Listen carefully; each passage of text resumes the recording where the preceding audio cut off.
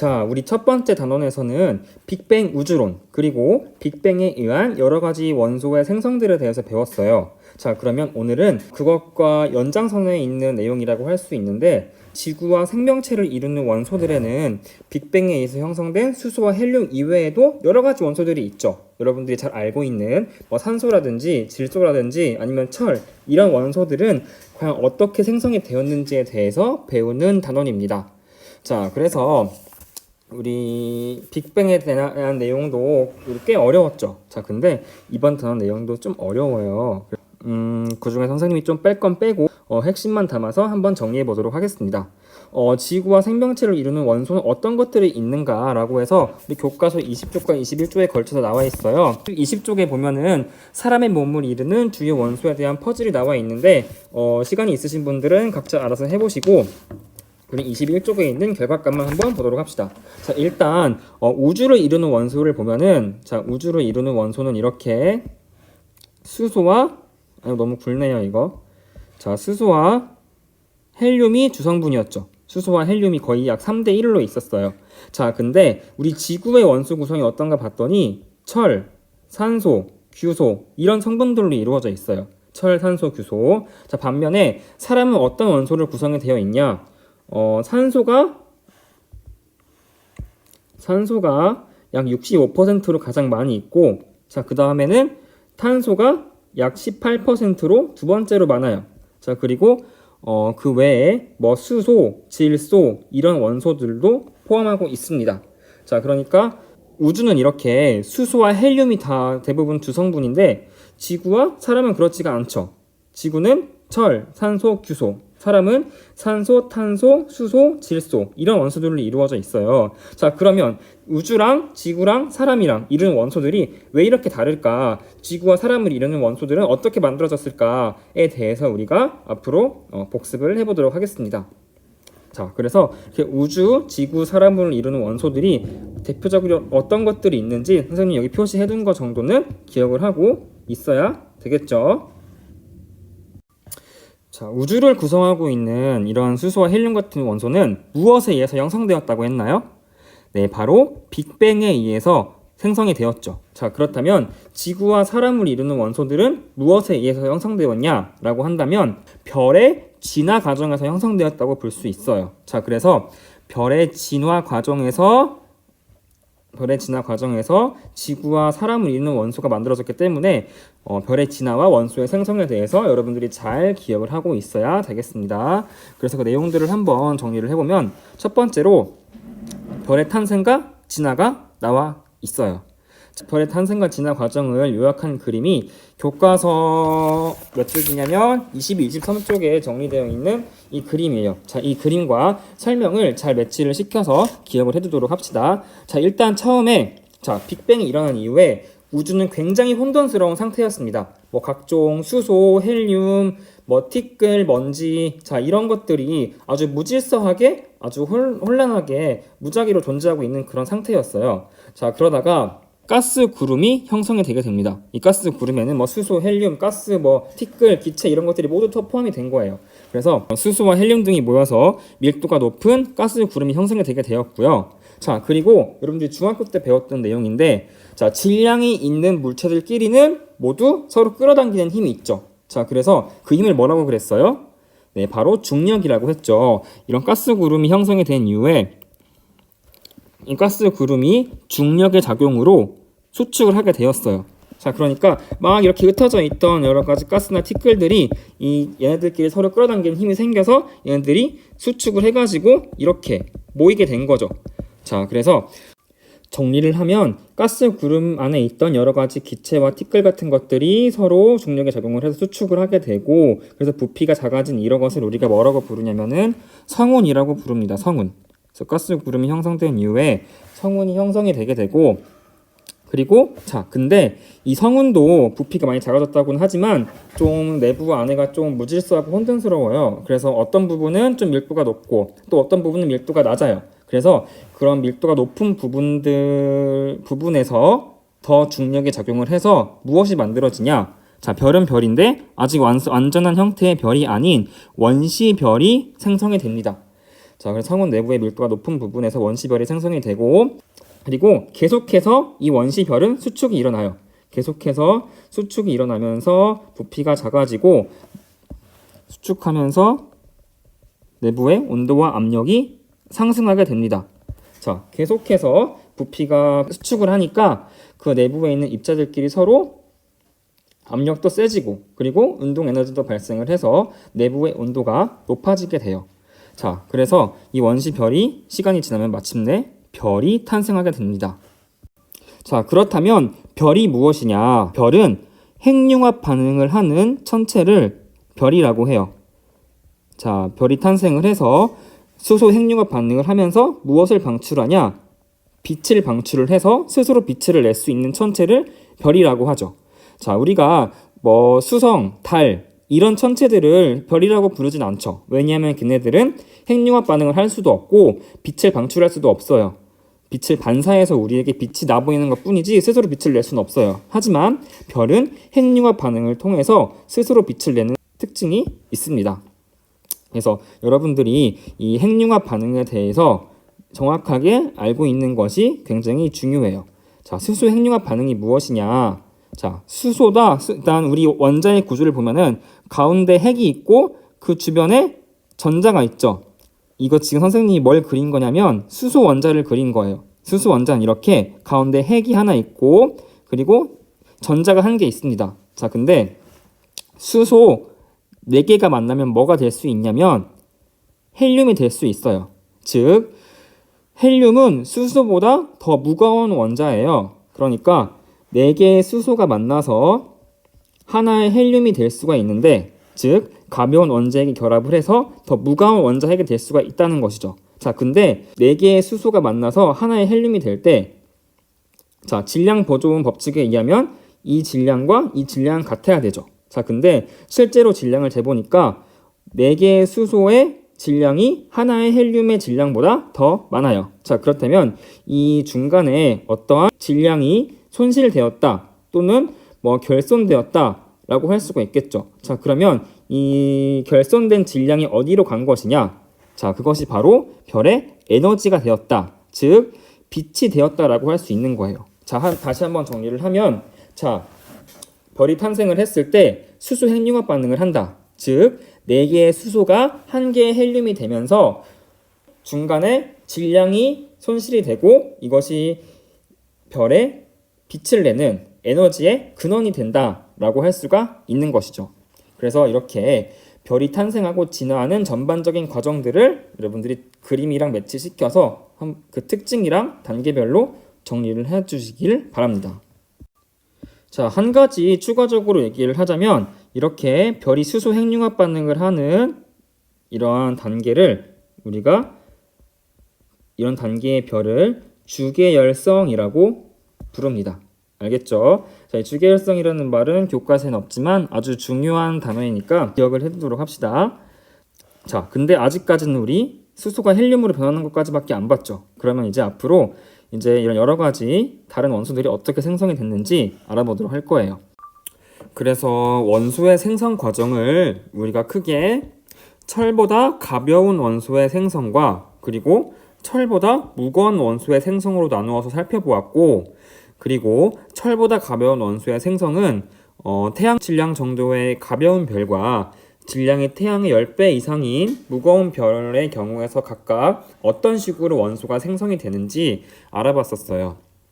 그래서 일단 이 두 종류의 별 모두 공통적으로 일어나는 과정이 있었고, 그리고 어느 그 이후에는 좀 다른 과정을 거쳤죠. 그래서 일단 공통적으로는 이 1, 2, 3번의 과정을 거쳐요. 근데 이 1, 2, 3번의 과정이 두 별에서 완전히 똑같이 일어나는 건 아니에요. 뭐 속도나 뭐 세부적인 사항은 좀 다르지만 공통적으로 생성되는 원소들은 이제 비슷해서 이렇게 묶어봤어요. 일단 이 두 별 모두 앞에서 말했다시피 주계열성 단계를 거칩니다. 자, 그렇기 때문에 중심부에서 수소 핵융합 반응이 일어나게 돼요.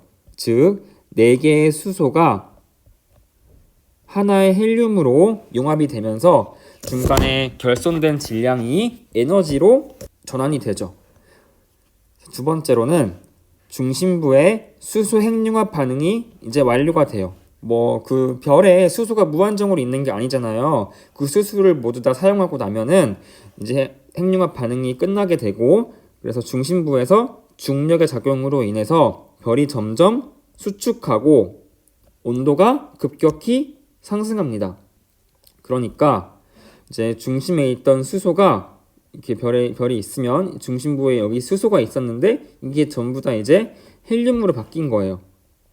자, 그러면 더 이상 핵융합 반응을 하지 않고 이제 점점 중심부가 수축을 하고 그리고 온도가 높아지게 되는 것이죠. 그러다가 자, 근데 이 수소 핵융합 반응을 하는 온도는 약 1000만 켈빈이에요. 1000만 켈빈. 자, 근데 이렇게 온도가 상승하다가 1억 켈빈 이상이 되게 되면은 이제 어떤 일이 일어나냐? 수소만 핵융합 반응을 하는 것이 아니라 이 헬륨도 핵융합 반응을 합니다. 그래서 온도가 1억 켈빈 이상이 되면 헬륨 핵융합 반응이 시작이 되고 결과적으로 탄소나 산소 같은 원소들이 생성이 돼요.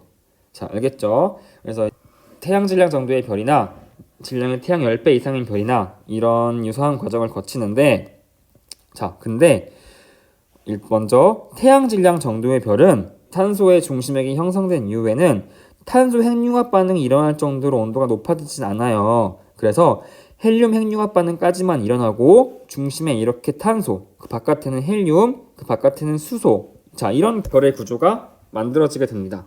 자, 반면에 질량의 태양 10배 이상인 별은 헬륨 핵융합 반응 이후에도 탄소의 핵융합 반응도 일어나게 돼요. 그러니까 탄소 중심액이 수축을 해서 온도가 상승해서 탄소 핵융합 반응이 발생을 하게 되고 그 결과 네온이나 마그네슘 같은 더 무거운 원소들도 생성이 돼요.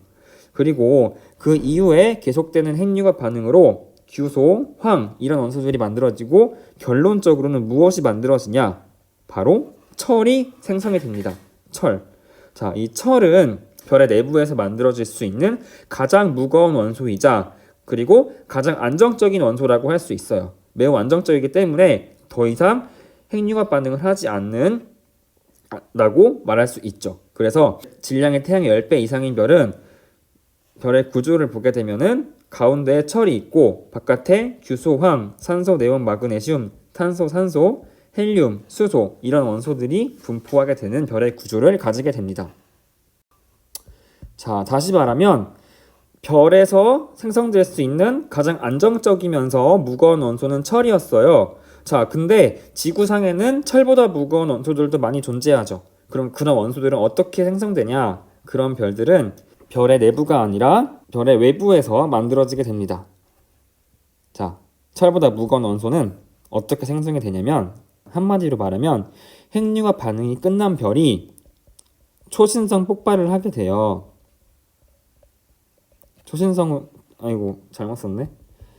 초신성으로 폭발을 합니다. 그러니까 이렇게 자, 질량이 태양의 10배 이상인 별에서 이런 구조가 완성이 되게 되면은 그 이후에는 이 별이 폭발을 해요. 초신성으로 폭발을 하면 이제 엄청난 에너지가 방출이 되고 그 과정에서 철보다 무거운 금, 납, 우라늄 등의 원소가 생성이 된 거예요. 자, 그러니까 초신성 폭발로 인해서 별의 진화 과정에서 만들어진 여러 원소와 물질들이 우주 공간으로 방출이 되고 그렇게 이제 여기서 이제 폭발한 게 막 이제 여기저기 막 엄청 막 퍼지는 거예요. 여러 원소랑 물질들이. 그런 것들이 초신성 잔해를 이루고 그 이후에 새로운 별을 만드는데 다시 사용이 되는 것이죠. 이런 잔해들이. 알겠죠? 밑에 그림도 나와 있는데 자, 먼저 왼쪽 그림을 보면 핵융합 반응이 끝나서 내부에 더 이상 에너지를 방출하지 못하는 별은 급격히 붕괴하게 된다. 즉 초신성 폭발을 하게 된다라고 하는 거죠. 자, 그래서 초신성 폭발로 철보다 무거운 원소들이 생성되고 이와 함께 별의 진화 과정에서 만들어진 원소들이 우주로 방출이 되면서 우주에 이렇게 정말 다양한 여러 가지 원소들이 분포하게 되었다라는 얘기입니다. EBS 강의에서는 지금 살펴본 내용보다 훨씬 더 어렵게 배웠죠. 자, 하지만 우리는 교과서에서 이 정도 수준으로 다루고 있으니까 우리는 이 정도로 시험 볼 때 준비를 하고, 혹시나 뭐 더 자세하게 정말 공부하고 싶은 친구들은 개인적으로 선생님한테 찾아오면 더 설명을 해주도록 하겠습니다. 그러면 이어서 여기는 이제 지금 이제 여기까지 본 게 원소들의 생성에 대해서 본 거고, 자 그러면 이제 우리가 살고 있는 이런 태양계 그리고 지구들은 어떻게 형성이 되었는지도 정리해 보도록 합시다. 학습지 5쪽을 보면은 태양계와 원시 행성의 형성 과정에 대해서 선생님이 정리를 해놨고, 그 이후에 원시 지구의 형성 과정에 대해서도 정리를 해놨어요. 교과서로는 26, 27쪽에 정확하게 설명이 되어 있는데 이렇게 간단하게 한번 정리를 해봅시다. 자, 태양계와 원시 행성의 형성 과정은 교과서 26쪽에 있는 그림과 같이 보면 좋아요. 지금까지 일어났던 사건들을 모두 정리를 해보면 빅뱅, 핵융합 반응, 초신성 폭발 이런 현상들로 여러 가지 원소가 생성이 됐죠. 빅뱅으로 어떤 원소가 만들어졌죠? 수소, 헬륨, 그 다음에 핵융합 반응으로는 뭐 탄소, 산소 해가지고 철까지 만들어졌죠. 그 이후에 초신성 폭발로 철보다 무거운 원소들이 생성이 됐어요. 그리고 또한 별이 이렇게 초신성 폭발을 하면서 여러 가지 가스나 먼지, 원소들이 방출이 되었죠. 그래서 이런 것들이 모여서 뭐가 만들어졌냐? 바로 성운이 형성되었어요. 근데 이 성운은 전에 말했다시피 좀 굉장히 무질서하고 정리되지 않은 상태예요. 그래서 어떤 부분은 밀도가 높고 어떤 부분은 또 밀도가 낮아요. 그래서 성운은 밀도가 굉장히 불균일한 상태입니다. 자, 그러다가 밀도가 큰 부분을 중심으로 해서 이러한 성운이 중력을 받아서 점점 쪼그라들죠. 즉 수축을 하고 그리고 점점 회전을 하게 돼요. 회전. 자, 그리고 이 성운의 회전 속도가 점점 빨라지면서 무엇이 만들어지냐? 자, 바로 여기서 원시 태양이 형성이 됩니다. 그리고 그 원시 태양 주변에는 원시 원반이 형성이 되었어요. 자, 그러다가 이제 태양이 탄생하고 원반에서 여러 가지 미행성체들이 충돌을 해요. 자, 그러니까 이렇게 태양이 만들어지고 태양 주변에 원반이 있죠. 거기 원반에 존재하던 이런 수많은 미행성체들이 걔네들끼리 충돌을 해서 원시 지구를 비롯한 원시 행성이 형성되게 되었어요. 그래서 그리고 결과적으로 시간이 지나서 오늘날과 같은 태양계가 형성이 되었고, 그리고 지구도 탄생하게 된 것이죠. 자, 어렵지 않죠? 자, 이 내용은 교과서 26쪽 밑에 있는 그림과 연결지어서 꼭 한번 정리를 해주시길 바랍니다. 이제 마지막. 그렇다면 우리가 살고 있는 지구는 어떻게 형성이 되었냐? 바로 원시 지구의 형성 과정을 정리해 보도록 합시다. 자, 이런 과정을 거쳐서 원시 지구가 형성이 되었어요. 일단 원시 지구가 처음 만들어졌을 때는 지금과 같지 않았어요. 지구가 전반적으로 이렇게 뜨거운 마그마 바다 상태였습니다. 마그마가 뭔지는 알죠?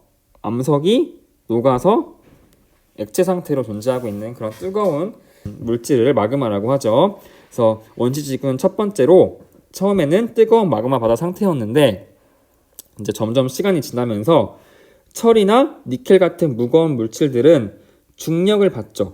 모든 물질들은 중력을 받지만 중력에 의하면 무거운 애들은 가라앉고 가벼운 애들은 위로 뜨게 되죠. 그래서 무거운 원소들이 중력 때문에 지구 중심으로 들어가서 무엇을 이루냐? 바로 지구의 핵을 이룹니다. 자, 지구 내부 구조 알죠? 가장 안쪽에 핵이 있고 그 다음에 멘틀, 가장 바깥쪽은 지각으로 구성이 되어 있죠. 자, 그리고 반대로 상대적으로 가벼운 규소나 산소 같은 원소들은 위로 떠올라서 무엇을 형성하냐? 멘틀과 지각을 형성하게 됩니다. 자, 그러다가 이제 계속해서 지구의 표면 온도가 낮아져서 나중에는 바다가 형성이 돼요. 자, 그리고 이 바다에서 최초의 생명체가 탄생하게 되었습니다. 자, 물론 이 과정들을 더 자세하게 우리가 살펴볼 수도 있지만 자, 우리는 통합과학 수준에서 이 정도로만 기억을 하고 있으면 되겠습니다. 여기까지 우리 지구와 생명체를 구성하는 원소들이 어떤 게 있는지 살펴봤고, 그 다음으로는 별의 진화 그리고 그 과정에서 여러 가지 원소들이 생성이 되는 것에 대해서 살펴봤죠. 그래서 가장 중요한 건 뭐였냐면은 별의 진화 과정에서 핵융합 반응을 한다는 게 굉장히 중요했어요. 자, 그리고 이제 철보다 무거운 원소들 그리고 가벼운 원소들이 각각 어떤 과정을 거쳐서 생성이 되었는지도 기억을 해야 되고, 마지막으로 이렇게 태양계와 원시 행성 그리고 원시 지구가 어떤 과정을 거쳐서 형성이 되었는지도 기억을 해두면 되겠습니다. 솔직히 이 내용들이 좀 선생님은 되게 어렵다고 생각을 해요. 이게 선생님이 고등학교 다닐 때는 이게 거의 지구과학 2에 있을 정도로 어려운 내용이었는데 갑자기 왜 여기까지 내려왔는지 모르겠지만 어려운 내용이어서 뭐 EBS나 문제집 수준보다 조금 더 쉽게 선생님이 이렇게 정리를 해봤는데, 나중에 중간고사 볼 때는 이 정도 수준에서 여러분들이 공부를 하면 되겠습니다.